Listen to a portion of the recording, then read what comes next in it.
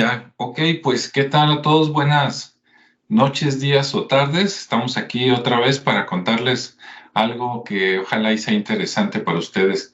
Hola, ¿cómo está, Rodrigo?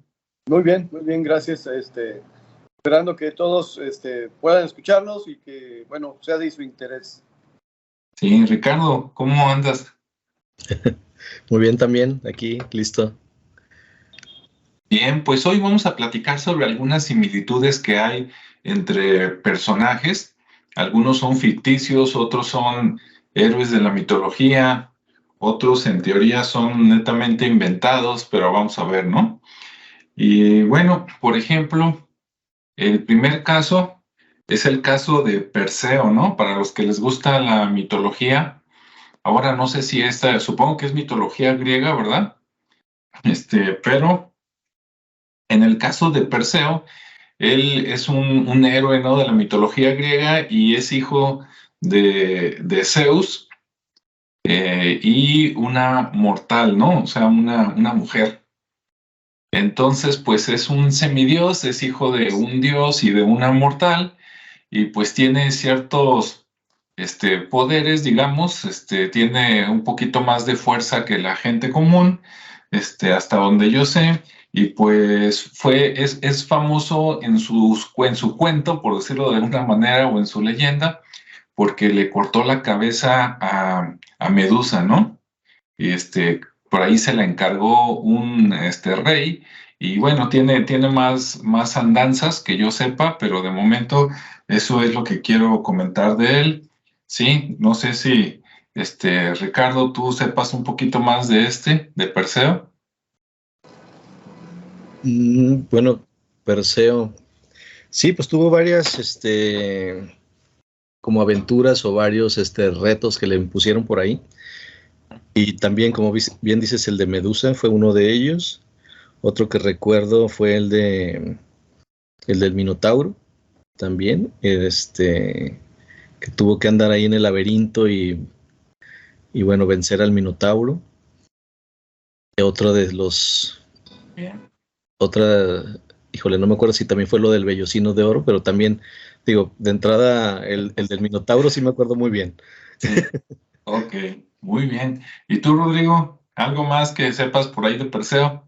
Bueno, primero hablar de que en general en la mitología humana, y no nomás en la griega, en la mitología humana los hombres que llegan a ser héroes o dioses o semidioses, o en el caso de Perseo, todos son de ascendencia divina, o sea, de alguna manera se tiene que justificar que un hombre pueda alcanzar los niveles que están mostrando, ¿no? En el caso específico de Perseo, por ejemplo, al igual que de un montón de semidioses de los cuales hablaban allá en la zona de Grecia, es porque Zeus, que era bastante promiscuo, por decirlo de alguna manera, tenía otra palabra, pero creo que no es apropiada. Era cachondón. Algo así iba a decir. La situación es que le gustaba una mortal e iba y convivía con esa mortal y de repente de esa unión nacían los semidioses. Bueno, de entrada hay que recordar que el culto a Zeus que tienen los griegos proviene de un culto más antiguo que viene de Sumeria y de otros lados por allá de la zona de Oriente Medio, y Zeus es considerado el sucesor o la interpretación de otro dios que es Baal. Y Baal tenía como característica primaria que muchos de los elementos rituales tenían que ver con la sexualidad. Moraleja, la sexualidad de un dios que hace posible los semidioses. Esa parte todavía está, ¿cómo se dice?, bastante controvertida como para meternos en ello. Pero, bueno, ya una vez que Perseo nace por inspiración divina y no al estilo judeocristiano por inoculación de ¿Sabe una qué? forma extraña, sino básicamente por cohabitar con la mujer, el niño de repente trae entonces protector, desde que antes de que nazca ya viene protegido por un dios, que es obviamente Zeus, que está orgulloso de tener un hijo más, y por otro lado le encarga a algunos otros dioses el apoyo y la protección. En este caso, a Perseo, por ejemplo, le encarga a la hija de Zeus, a la Minerva, ¿se llama? Atenea. Atenea, sí, diosa de la sabiduría, que lo acompañe y que lo guíe. Y en ese sentido, pues, entonces estamos hablando de que no solamente era un semidios por su inspiración, sino que también tenía de su parte la posibilidad de tener acceso a conocimientos y saberlos aplicar. Okay. Con respecto a la medusa, sí fue la medusa uno de los elementos primordiales del mito de Perseo, pero la medusa tenía una finalidad. Era uno de los monstruos tónicos, o sea, provenientes de la tierra, pero era el elemento clave para vencer a otro de los elementos, otro de los dioses, otro de los monstruos tónicos, o sea, de la tierra, mucho más grande y mucho más temible.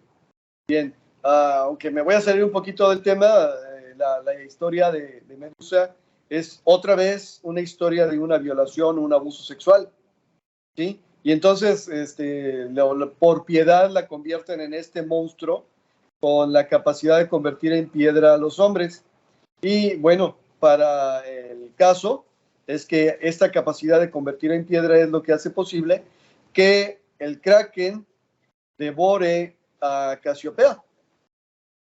Perdón mal, creo que sí es Casiopea.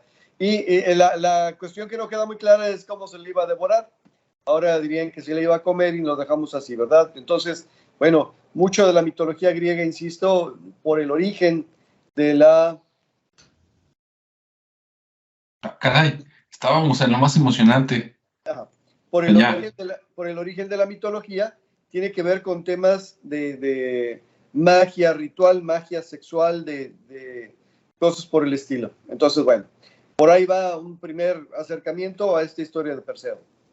Sí, bueno, después de esta primera vuelta, fíjate, a mí lo que me llama la atención, si creyéramos así totalmente en lo que dicen, echándole un poquito de ciencia, de biología, dices, bueno, pues si fue hijo de un dios y de una mortal, para que dos especies puedan procrear, quiere decir que tienen un ancestro común, que no están tan lejanos, ¿no? Entonces, bueno, está interesante, ¿no? Okay. Dentro de todo lo que viene imbuido ahí, viene una doctrina de la transmigración de las almas. En otras palabras, que las almas tienen la capacidad de nacer y renacer. Entonces, el que nazca un semidios tiene que ver precisamente con la capacidad de que a través de designios divinos, una alma especial venga al mundo o al universo físico, ¿no? Pero bueno, insisto, ya es meterse muy, muy, muy profundo en el asunto. Muy bien. Bueno, pues vamos con el que sigue para luego ir amarrando coincidencias, ¿no? Ricardo, ¿qué nos cuentas de Hércules? Es otro personaje igual que Perseo, ¿no? Hijo de Zeus, como dice Rodrigo, pues un cuate muy, pues que le gustaban mucho las mujeres, pero también otra cosa es, oye, era un dios, pero como que no era tan agraciado, porque finalmente nunca se presentaba directamente a las damiselas en su forma y las seducía, sino más bien las engañaba, ¿no? Por ejemplo, con la de Perseo, pues como en una lluvia ahí dorada, ¿no? Dices, caray, ¿por qué no llegó ahí? Órale. En otras como un cisne, ¿no? Y dices, órale, pues ¿qué tenía que no, cómo era que no podía llegar y presentarse con su forma humana, por así decirlo? Pero bueno, Hércules, pues también otro semidios, hijo de Zeus y de Alcmena o algo así se llamaba, no recuerdo su nombre bien, pero bueno, misma o una historia muy parecida, ¿no? Con unos atributos físicos y protegido obviamente también, porque todos vienen con esa protección divina, tanto por otras deidades que avalan o más bien son encargadas por el mismo Zeus para que cuiden a sus críos y que puedan andar haciendo sus andanzas, ¿no? Y él pues también es sujeto a pruebas, de hecho 12 en específico, ¿no? 12 pruebas para poder pues validar su capacidad, digámoslo así. y bueno, pues se encarga de andar yendo a lugares diferentes a obtener artículos o objetos que le son encargados, ¿no? Como el cinturón de las Amazonas, no me acuerdo qué otro, pero también andar ahí peleándose con un león, que después se volvió muy, muy significativo y muchos lo tomaban, hasta lo hicieron una moneda ahí de Hércules y el león, incluso para meterlo al tema astrológico también, la constelación de León está muy relacionada con él. Y bueno, ahí exactamente son 12 pruebas que le dejaron. También el número 12 como parte del simbolismo. Y, y bueno, ahorita no recuerdo las otras, pero déjenme checarlo. Pero bueno, ese es parte de lo así rápido, ¿no? Es que estaba viendo acá el tema de Perseo, porque de él no había leído. Ah, está bien. Sí, de hecho, bueno, esto luego lo platicamos, ¿no? Pero como vemos ahí, son medios hermanos, luego agarramos bien.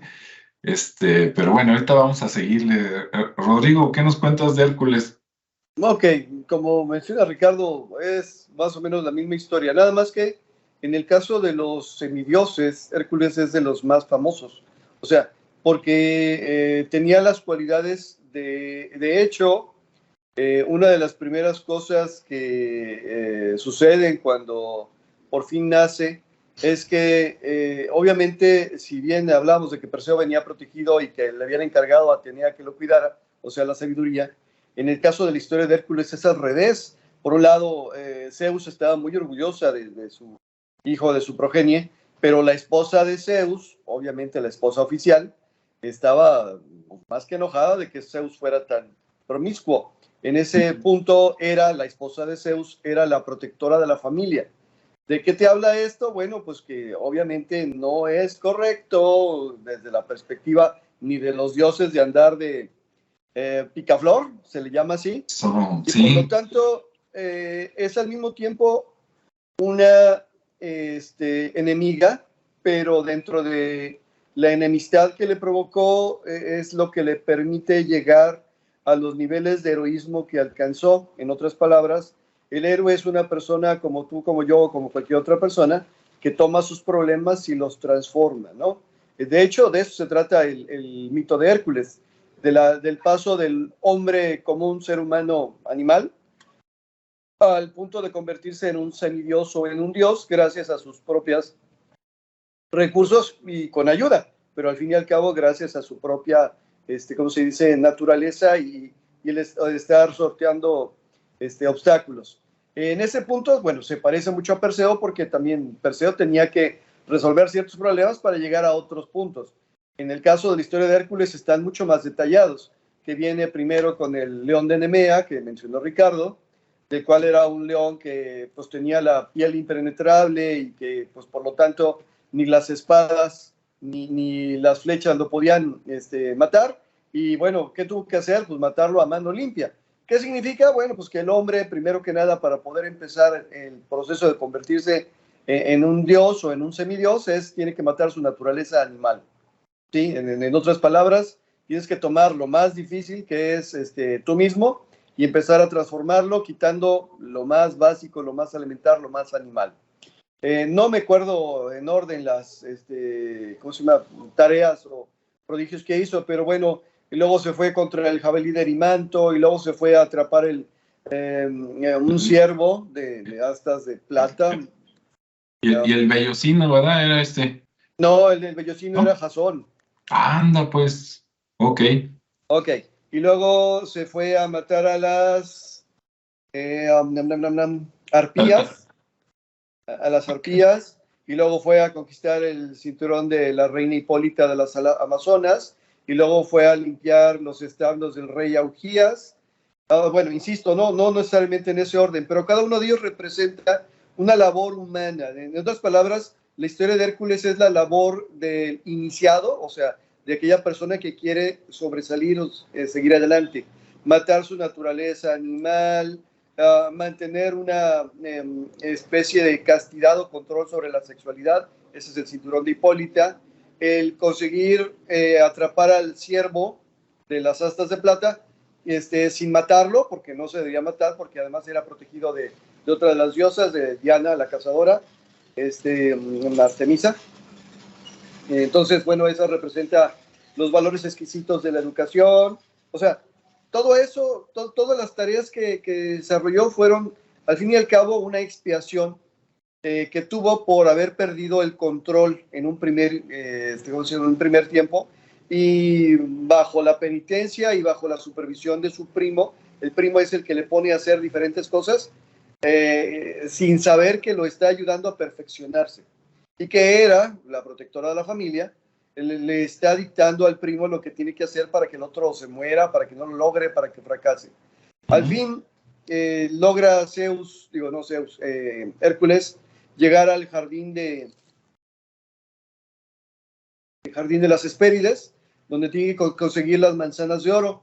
Pero para poder entrar al jardín de las Hespérides tiene que convencer a Atlas, que era el que sostiene al mundo, que las tome, porque él no va a alcanzar a tomarlas.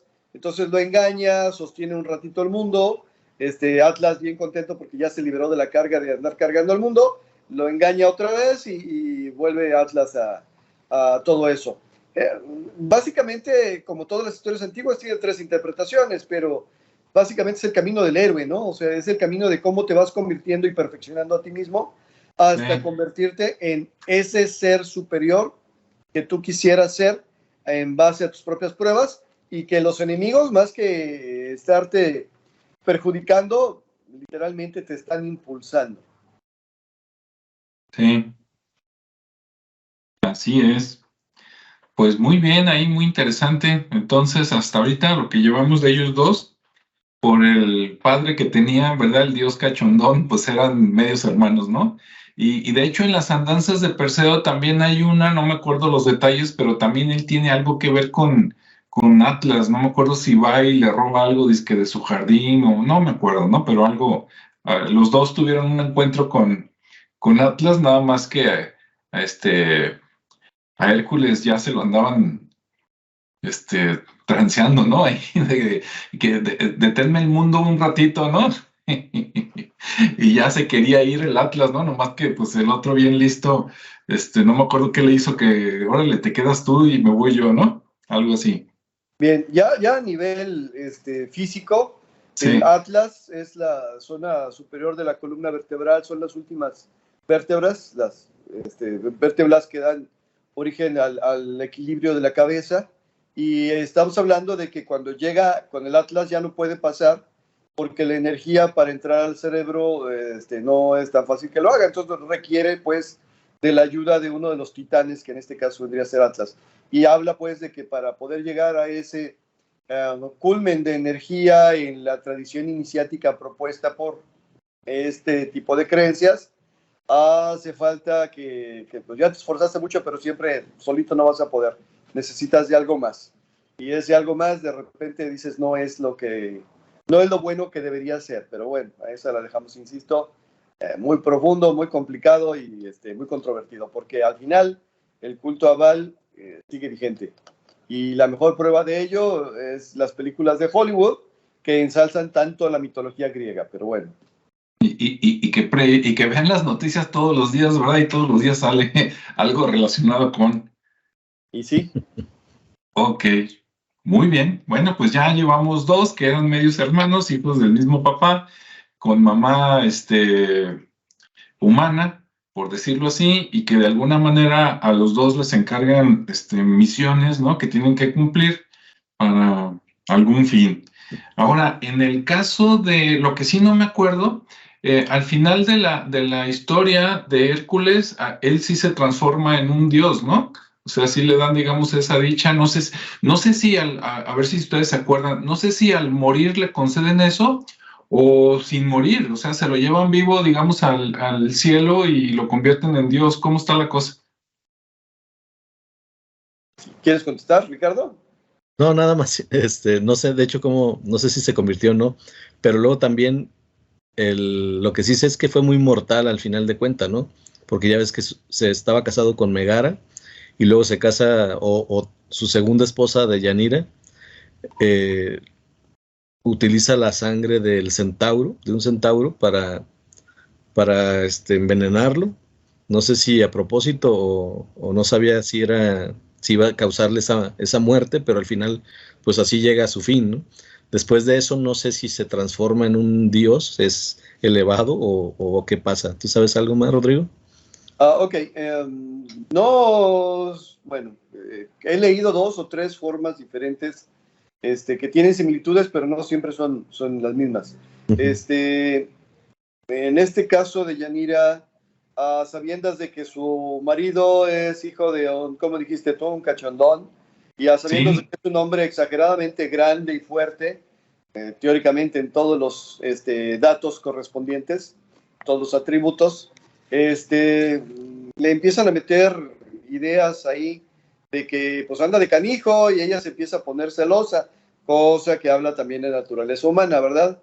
Y entonces, efectivamente, Quirón, que había sido maestro de Hércules, pues de repente dice, a ver, yo quiero tener la fama, quiero tener el poder, quiero tener la fuerza, quiero tener lo que Hércules tiene, y lo voy a obtener a través de Deyanira, de la esposa. Entonces la quiere secuestrar, ¿sí? Literalmente la abduce, la toma, la sube a su lomo y sale corriendo. Y entonces Hércules pues la empieza a perseguir, es mi mujer, ¿por qué te la vas a llevar? Entonces cuando ya vio que la tenía perdida y a punto de morir, porque pues Hércules no era precisamente el más amable de los mortales, le induce estas ideas de celos y le dice que si quiere que su hombre ya no le sea infiel, tiene que... Recuerdo 2, pero no estoy seguro. Uno de ellos es la de la sangre que mencionó Ricardo, y otra de ellas es la de un tronco en específico con la cual Hércules era casi indestructible porque tenía su fuerza vital almacenada en un tronco. Entonces lo convence a Deyanira de que si no quiere que sea infiel, queme el tronco. Moraleja, cualquiera de las dos situaciones, ella, por celos y para tratar de mantener a su hombre, le provoca la muerte. Y consigue la divinidad por la grandeza de sus obras, pero ya muerto. O sea, los dioses lo elevan al nivel de semidios o dios, le ponen su lugar en el cielo, en el firmamento, donde representaban todos los actos heroicos, y le permiten la entrada al Olimpo, ¿no? Pero, ¿cómo se llama? Pues ya muerto, porque igual, mientras estaba vivo, o estaba haciendo penitencia o estaba cuidándose de qué pasaba por ahí. Ok, sí, yo mis referencias son 2, una, un libro del que no me acuerdo mucho, y otra, la película de Walt Disney, ¿no? Que tampoco es muy buena referencia porque ahí alteran todos los relatos, ¿no? Ahí era su mamá y así como que no era su mamá y no lo querían habitar. Sí. Pero sí, digamos, la esposa de Zeus pues quería que se muriera y Zeus quería que viviera y que después gobernara, digamos, a su lado, así como como a la derecha del padre, por decir algo. Y bueno, entonces de ahí me voy al que sigue.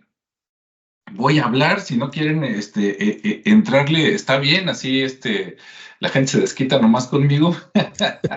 Ok, ahora vámonos me voy a Jesucristo. Ahí es donde, ¿qué pasó? ¿No? ¿Cómo que vas a comparar?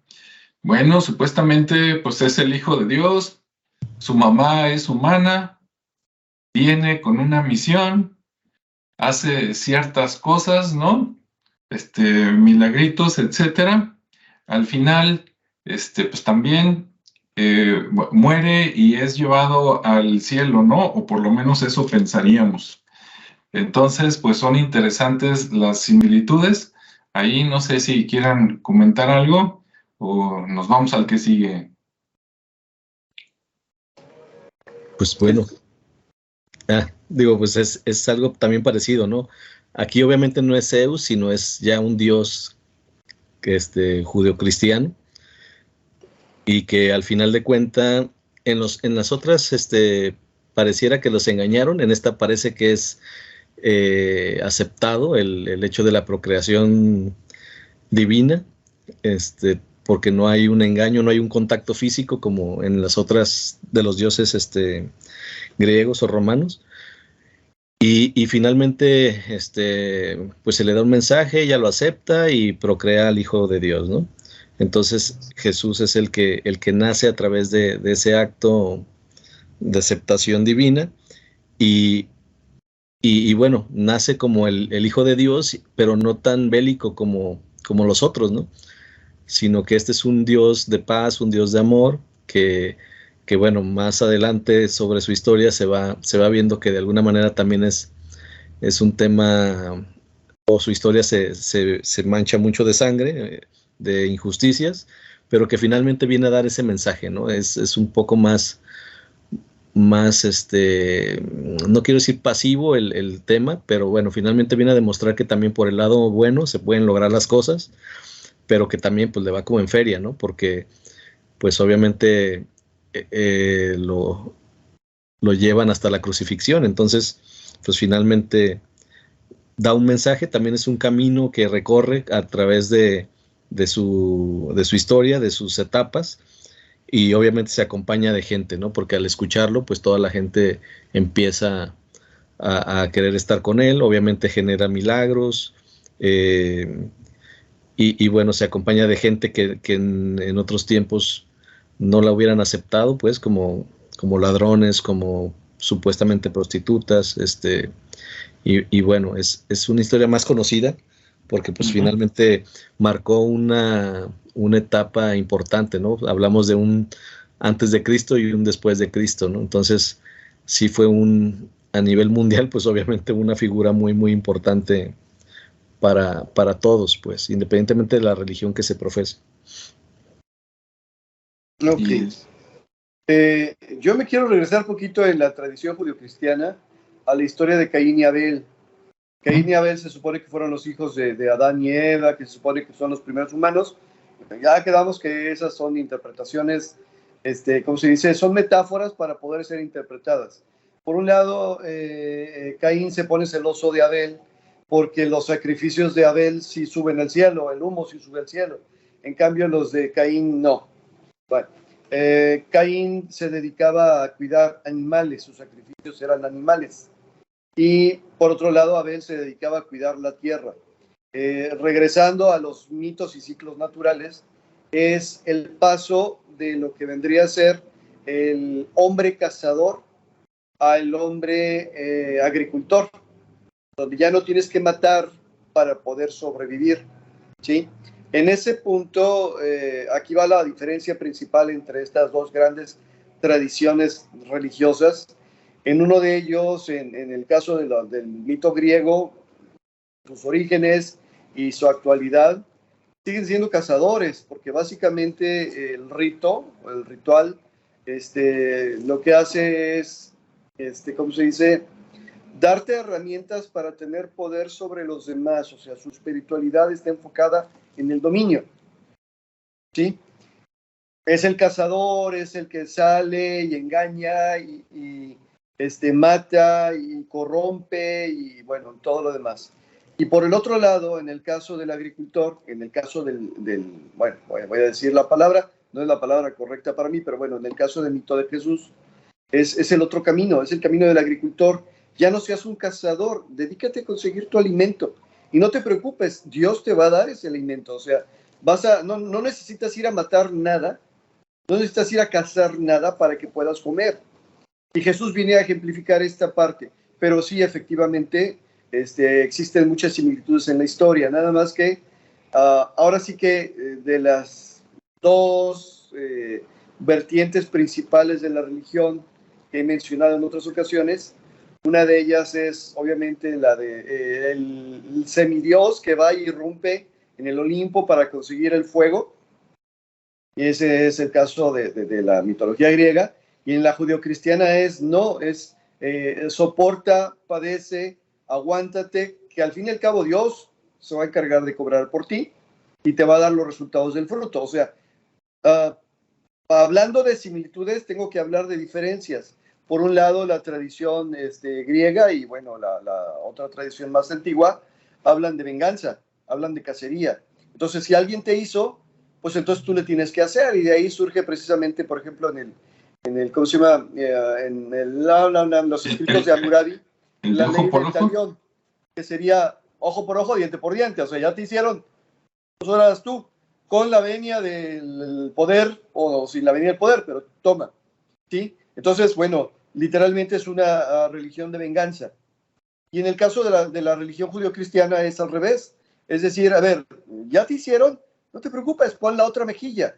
Dios va a subsanarte y va a regresarte todo lo que de alguna manera te intentaron quitar, y los engañados van a ser ellos, ¿no? Entonces, bueno, por ahí va el asunto de las diferencias. De las similitudes, pues sí, que son hijos de Dios. De las similitudes, las fechas del nacimiento, porque las fechas del nacimiento tienen que ver con las fechas del año calendárico del agricultor. Y entonces tenemos, ahora sí que llegamos a los mitos de invierno, que son los mitos que tienen que ver con el espacio que existe entre la vida y la muerte, ¿sí?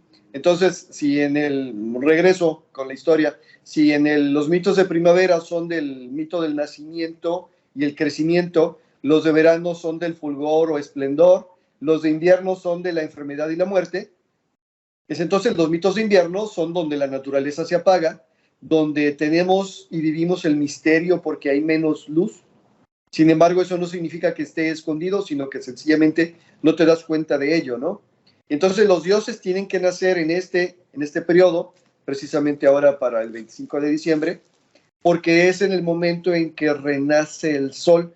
Para poder renacer, primero tenía que morir. ¿Sí? La historia de Jesús, el mito de Jesús, es básicamente eso. Mueres para poder nacer otra vez, para poder revivir. En eso consiste, pues, el aspecto. Son las historias que la gente debería entender e introyectar para convertirte, por un lado, en el dios o en el semidios que irrumpe del Olimpo y que, gracias a tu valentía y a tus grandes obras, llegas a tener un lugar en el cielo, en el firmamento, en las estrellas.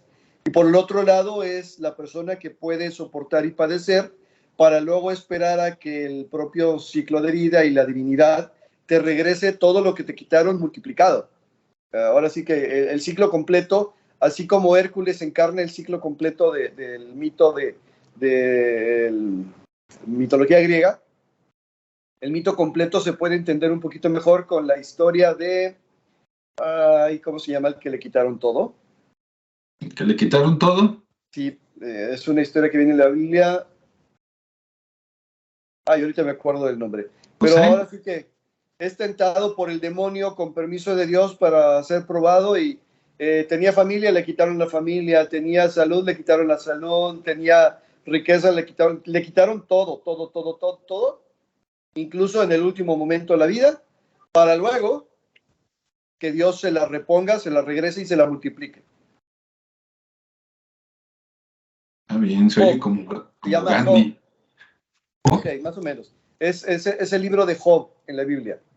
Entonces, esta historia del libro de Job en la Biblia es la más completa, la más icónica, pero toda la Biblia tiene esas mismas similitudes, ¿no? Es la misma historia. Si te vas a la historia de Abraham, es el que era príncipe de su tierra y después tuvo que dejar todo y perdió todo y le quitaron todo, pero al final se quedó con todo. Y luego Jacob y Esaú, y luego que tenía todo y tuvo que quedarse con todo. Y luego José, que hasta fue vendido como esclavo y al rato era el mero mero de Egipto, ¿no? Bueno, casi el mero mero de Egipto. Y luego de Moisés, que fue hijo de los israelitas y que era príncipe de Egipto y que perdió todo, pero bueno, como estaba en conexión con Dios, todo lo repusieron. Básicamente es lo mismo, nada más viven las mismas pruebas, nada más la perspectiva de cómo la están viviendo o cómo la afrontan sería diferente. Desde la perspectiva de la literatura griega, de la mitología griega, Moisés hubiera ido y matado al faraón y se hubiera quedado como faraón.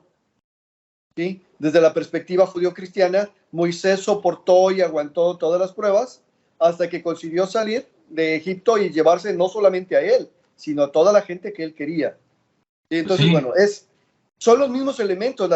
Todas las religiones tienen los mismos elementos. En unas ves velas, en otras dos ves velones, en otras ves cebo y en otras ves cirios. Ok, sí, que representan el fuego. En unas ves incienso, en otras ves copal, en otras ves mirra, en otras ves lo que tú quieras. ¿Qué representa? Pues tus oraciones que están subiendo al cielo. O sea, son lo mismo, nada más que la postura desde la cual miras es diferente. Entonces, sí, tienen todo en común porque lo que quieren es hacer que te introyectes de esa historia y que escojas el camino, porque a través de este camino es como vas a conseguir las cosas. Muy bien. Bueno, ahora en la época, digo, viéndolo desde este punto de vista, en los griegos y los romanos podríamos pensar que las leyendas se basan de alguna manera en la magia, ¿no?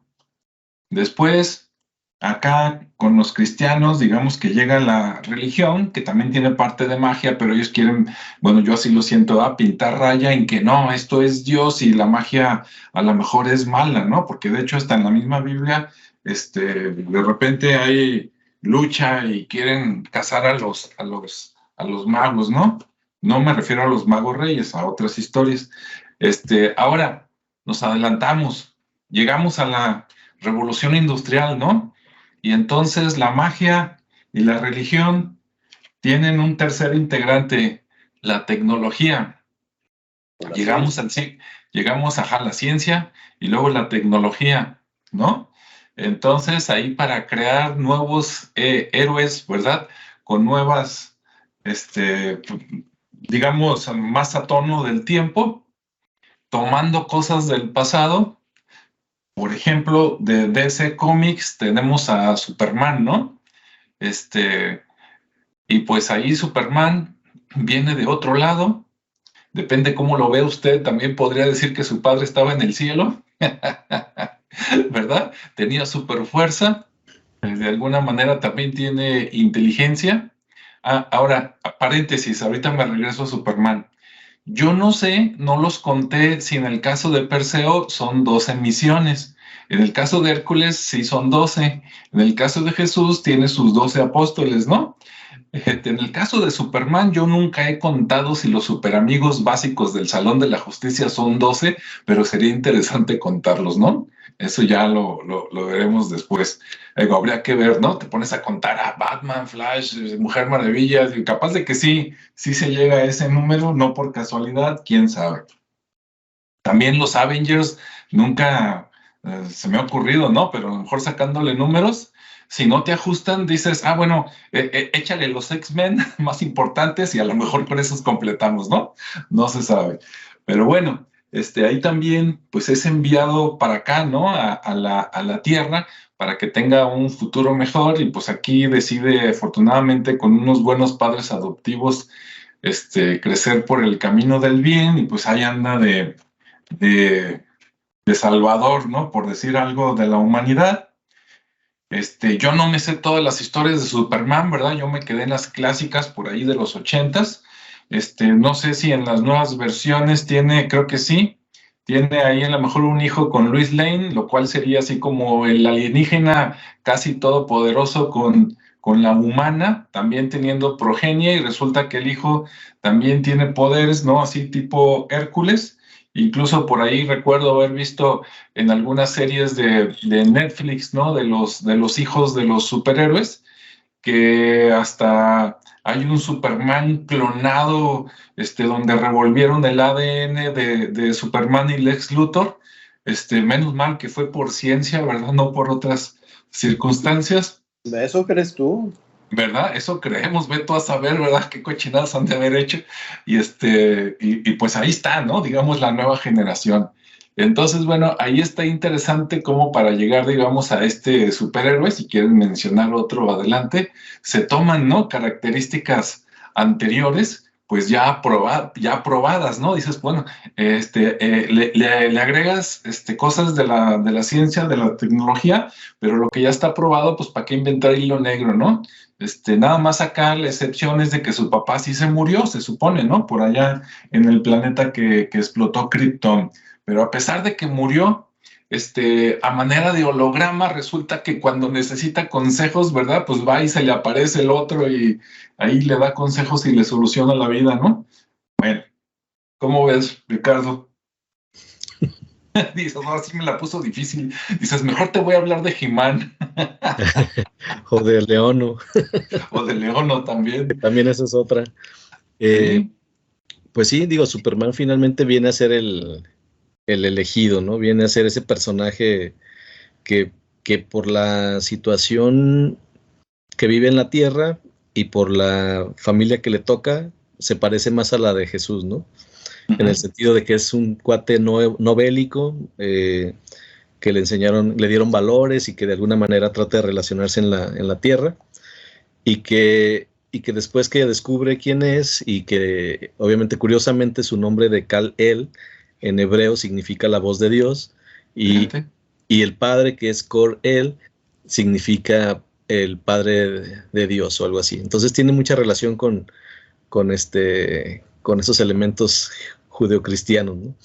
Y sí, pues al final el padre muere, pero le deja ya toda una inteligencia artificial para que en cuanto necesite algo, él se aparece, ¿no? Lo mismo que sucede con las apariciones que tuvo Jesús de Dios, cuando se retiraba, así en sus momentos de inspiración, pues ahí lograba conectarse, ¿no? Entonces tienen ahí similitudes. Obviamente uno está basado en un cómic, está basado en hechos de este tipo, y por eso es que hay esas coincidencias, ¿no? Porque al final de cuentas, pues fue la base para escribirlo de una manera más contemporánea, pero al final de cuentas resaltando los valores, ¿no? De no ser bélico, de tratar de hacer el bien, de ayudar al otro, que es básicamente los principios que este personaje de Superman trata de inculcar, ¿no? Por el tema de que pues, está orientado a los chavitos, y que de alguna manera también en algunos libros pues se torna el malo, ¿no? Ahí con Batman,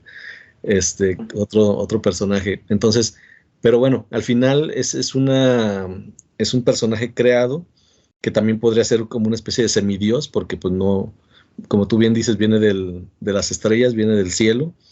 Entonces, pues trae otras cualidades que el propio sol le da esas cualidades aquí en la tierra, ¿no? Y el sol por sí mismo pues representa a Dios, al igual que el león es una representación de esas figuras icónicas. Entonces pues el sol es el que le da el poder aquí en la tierra, entonces el mismo Dios le da esos poderes, ¿no? Y bueno, tiene también su contraparte con la kriptonita, pues, pero en sí esa es la cualidad principal que tiene, y pues tiene una fuerza increíble, es el hombre de acero, como le dicen, y bueno, trata de relacionarse entre la gente, pero aún así, pues se le es difícil, ¿no? Porque trata de cuidar a los suyos, y se convierte digamos que en objeto de la envidia, ¿no? También esa que mencionaban mucho porque siempre va a existir ese otro elemento de maldad que aparece, ¿cómo le llaman? El némesis, para poderle dar sabor pues a la historia. Entonces esos elementos en sí son los principales, y siempre hay un tema de que se va dando cuenta de lo que es, se nota que es diferente, realiza un viaje o realiza ciertas acciones, o se le presentan situaciones de, por ejemplo, que muere alguien, ¿no? Como generalmente casi todos los personajes pierden a todo, ¿no? Se quedan solos, pierden a toda la familia, para que ahora sí, sin ningún apego, puedan comenzar ese viaje del héroe que comentaba Rodrigo. Entonces casi todas las historias son así de dramáticas, donde hacen una pérdida de algo, incluso lo que comentaba en la Biblia, y después son premiados con todo. O sea, esa prueba de humildad y de resistencia y de fe, sobre todo, pues al final tiene su beneficio, ¿no? Y creo que realmente la vida es así, digo, porque al final, si tú eres una persona que piensa, que interioriza mucho lo que sucede en cada acto de tu vida, te vuelves consciente de lo que es bueno, de lo que es malo. Obviamente tratas de discernirlo muy bien, tratas de actuar conforme a los valores que te inculcaron, y te das cuenta que la maldad existe y que las cosas que tú haces dependen de tu entorno, ¿no? Pero casi por la mayoría, digamos, el común, siempre hay alguien que te pone el pie, ¿no? O siempre hay esas situaciones que tienes que sortear y dar la otra mejilla, por ejemplo. O dar la otra mejilla o ojo por ojo, ¿no? O sea, puedes aplicar las dos, pero ya sabes cuál es la que tu fe te dice, oye, pues relájate, porque al final vas a tener la recompensa, ¿no? No te vayas por ahí. O sea, ya depende de cada quien, pero al final son analogías, son historias que si lo traspolas o lo llevas a tu vida cotidiana, tú también estás en ese viaje, ¿no? Tú también estás en ese caminar y en ese tropezar y en ese encontrarte con esas personas que te retan a ser mejor o ser el héroe o también a ser el villano, ¿no? Depende de cómo tú lo vayas depende de la reacción que tengas, qué tan maduro o qué tan, pues sí, qué tan maduro eres para tomar una relación de la que sea, de negocios, de pareja, con los hijos, con lo que sea, y poderla resolver de la mejor manera, o hacer todo un drama y complicarse la vida, ¿no? Hacerlo más complicado todavía y quedarte ahí y repetirlo N veces hasta que lo superas y llegas a otra prueba, ¿no? Dices, bueno, ya superé las relaciones de este tipo, ahora voy a superar los negocios o a entender las relaciones con los socios o a entender las relaciones con tales personas. Entonces, Superman, volviendo a Superman para no irme tanto a la parte personal, pues es ese personaje que nos viene a mostrar un superhéroe con una figura sólida y que de alguna manera ideal. Obviamente es un personaje que se idealiza y que se muestra como eso, el hombre de acero, con esos valores perfectos, y de alguna manera sí es esa perfección, ¿no? del ser humano, pero que al final con las acciones que ocurre o con las personas que se empieza a relacionar, pues te das cuenta de que no es tan perfecto, ¿no? Y más porque tiene una doble vida, ¿sí? Es el buen agente de Clark Kent y está el todopoderoso de Superman, ¿no? Entonces vive esa polaridad de roles y eso le permite ser más humano o tratar de ser humano, ¿no? En otras palabras. No Muy sé, bien. Rodrigo. Muy bien, Rodrigo. ¿Qué opinas de Superman? Bueno, de entrada, como parte de películas, no es mi héroe favorito, si por así decirlo, quiero poner como ejemplo, porque ¿cómo le ganas a alguien a quien no se le puede ganar? Por lo tanto, las dificultades para él son temporales y ya sabes que de todos modos no. Sin embargo, sí cumple más o menos el requisito de la historia, en el sentido pues del héroe. Y bueno, los creadores de los cómics obviamente estaban muy bien educados, muy bien imbuidos en lo que era mitología. Actualmente se hicieron más famosas, y si quieres decirlo, mejor producidas las películas de Marvel que las de DC. Y así como acaba de decir Ricardo que el personaje de Superman representa mucho la idea judio-cristiana, en el caso de los de DC es todo lo contrario, representa la historia mitológica griega, y bueno, y nórdica también, pues ahí tienen a Thor, ¿no? Pero bueno. Otro elemento por ahí interesante de Superman es que también tiene su resurrección, ¿verdad? Se sacrifica a sí mismo a sabiendas de que va a perderlo todo, y dentro de la pérdida encuentra una remuneración mayor, porque ahora las problemáticas que enfrenta el nuevo Superman, el Superman renacido, son más grandes porque obviamente ha adquirido más poder. Sí, mientras antes de la muerte de Superman, pues las problemáticas eran humanas, por decirlo de alguna manera, y después de la muerte de Superman las problemáticas eran universales, o sea, ya hablamos de otros planetas, ya hablamos de otras situaciones, ya hablamos de otras dimensiones, ya hablamos de... Yo tampoco conozco muy bien toda la historia porque, insisto, no es así como de mis superhéroes favoritos. Por el otro lado, por el lado de Marvel, ahora tan famosas, tan conocidas por las películas muy bien producidas, pues igual nos encontramos con la mitología transformada, ¿no? Hablabas hace rato de la mitología del 12. Bueno, regresamos otra vez a la representación de las dos mitologías, la judio-cristiana contra la griega, para no ponerme complicaciones mencionándola. Vámonos incluso al horóscopo.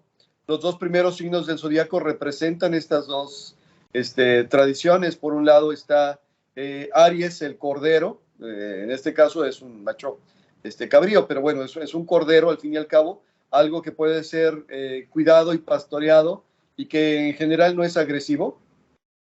Por otro lado tenemos al toro, al brío, al semental, al reproductor. Entonces, bueno, ahí está cuando uno de los primeros avatares del mundo quiso dejar como enseñanza que teníamos que dejar de ser cazadores para convertirnos en pastores. sí, poder cultivar la tierra. Es decir, no voy a poner al toro primero, voy a poner al carnero primero, al borrego primero, al cordero de Dios, si me perdonan la expresión, primero, porque es antes de convertirte en cazador, deberías entender que el camino está en el otro. Bueno, y ya regresando a lo de Marvel, bueno, pues las famosas joyas del infinito, que son 6, pero que con el chasquido se hacen 7, que de alguna manera representan los chakras y la alineación de los chakras y bla, bla, bla, bla, bla, bla, bla, bla, bla. O sea, los creadores de estos cómics eran expertos o se volvieron expertos investigando acerca de los mitos antiguos y los transformaron en mitos modernos. Lo que consiguieron fue la representación de personalidades muy características, de dones muy característicos, de facultades muy características, hacia las cuales poder representar aventuras humanas, ¿sí? El héroe, el dios, ¿cómo se llama? El pastor, el cordero, no es para que entiendas que otro más lo ha sido, es para que entiendas que tú puedes serlo, ¿sí? Y en ese punto, bueno, pues la mitología moderna está basada en la mitología antigua. Sí, así es. Precisamente esta charla, ¿no? Para compartirla con todo el mundo es para que vean que siempre hay una conexión entre presente y pasado y seguramente futuro, ¿no? Adelante, que a veces se le ponen cosas nuevas, ¿no? Como cuando salió Superman, etcétera. Después, de hecho, como dices, después de Superman, como es casi todopoderoso, los héroes que salieron después de él ya son menos poderosos, ¿no? Con características más humanas y resaltándoles alguna otra cosa. Bueno, pues con esto terminamos la charla, pero antes de despedirnos, ahí va algo que no estaba planeado, porque me gustaría saber aquí la opinión de Ricardo y Rodrigo. Vámonos a los héroes mexicanos. Dices, ¿cuáles, no? Ah, caray. ¿A ustedes les gustaba? Pregunta, ¿y qué piensan de Calimán? Calimán. ¿Sí lo ubican? Sí, Calimán y Solín. Ándale, fíjate, Calimán y Solín, Batman sí. Y Robin. Lo que pasa es que no me tocó leer mucho de ellos, o sea, sí llegué a tener un cómic de esos por mis tíos, pero recuerdo pues cómo estaba la vestimenta, que era un cuate como más como del tema de la meditación o algo así se me imaginaba, y Solín pues era el niño ahí como el aprendiz, ¿no? El que estaba acompañándolo, o no sé, pero no, la verdad es que no sería el más indicado para hablar de ese personaje, aunque sí se me lo recuerdo, sí. Pues, pero no tengo contexto. Sí. Rodrigo, ¿tú tienes más referencia? No mucha, también, pues bueno, nosotros ya no fuimos de la generación de Calimán. Creo que sí nos tocó conocerlo, sí me tocó ver algún cuento.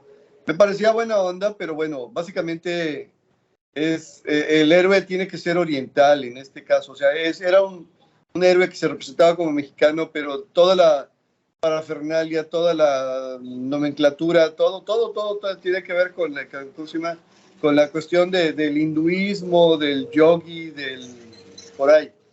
Entonces, bueno, no había necesidad de hacer eso, hay mucha mitología mexicana muy interesante. Muy bien. Así pues bien, bueno. Interesante, sí, fan, no. Ok, para los que nos escuchan fuera de México, que no se queden con la duda de, bueno, ¿y ese qué es? Es unos cuentos que ya no circulan, ya no sé quién se haya quedado con los derechos, ¿no? De autor y todo, pero pues si no le van a hacer nada, pues por lo menos que se los pasen a Guillermo del Toro a ver qué hace.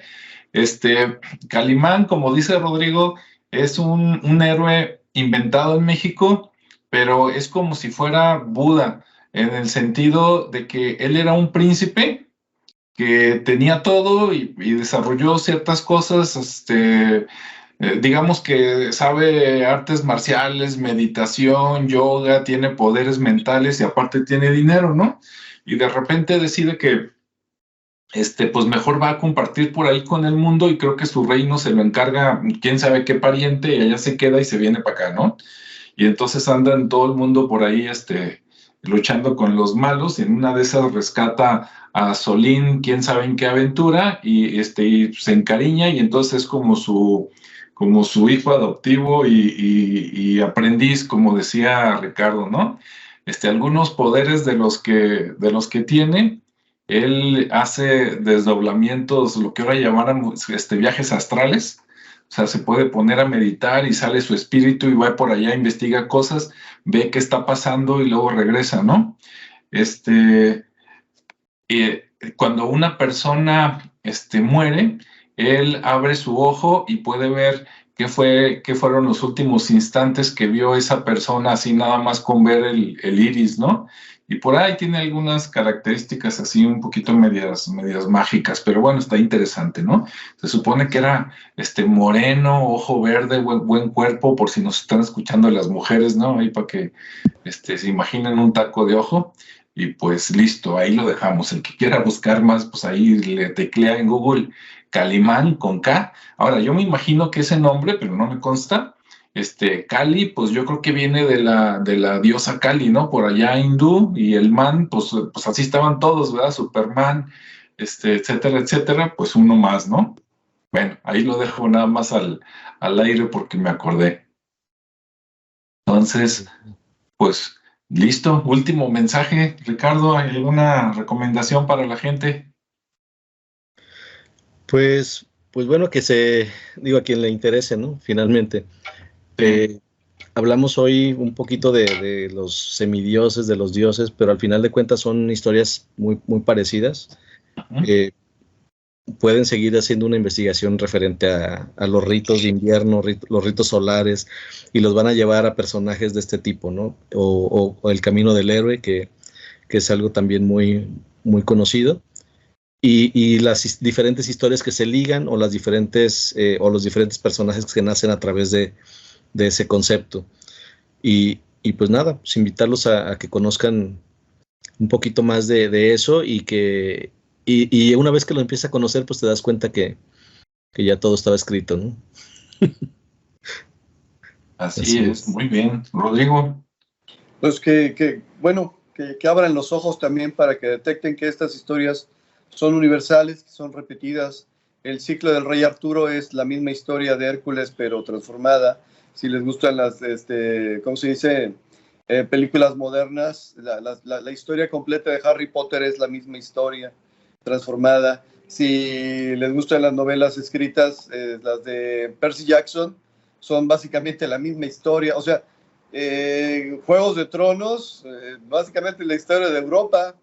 Y bueno, regreso. Europa es una mujer que fue fecundada por el toro, y siendo el toro Zeus. Entonces, básicamente estaban diciendo, este es mi terreno, este es mi territorio, a esto nos vamos a dedicar acá. Olvídate de la familia, olvídate de Hera, acá nos vamos a dedicar a otra cosa. En fin, o sea, hay mucho de historias repetidas, nada más que a cada una le pone sus propios atributos. ¿Qué tal? Le llegó Pepe el Toro a Europa. Muy bien. Bueno, pues esperemos que les haya gustado. Sí, gracias por acompañarnos por aquí. Si tienen algún comentario, pueden hacerlo aquí debajo del video. Si tienen algún otro héroe o personaje favorito que se hayan recordado durante esta charla, pues pueden comentarlo por ahí y nosotros con gusto lo vemos. Pues gracias, hasta luego, y nos vemos y escuchamos en el siguiente. Hasta luego, gracias.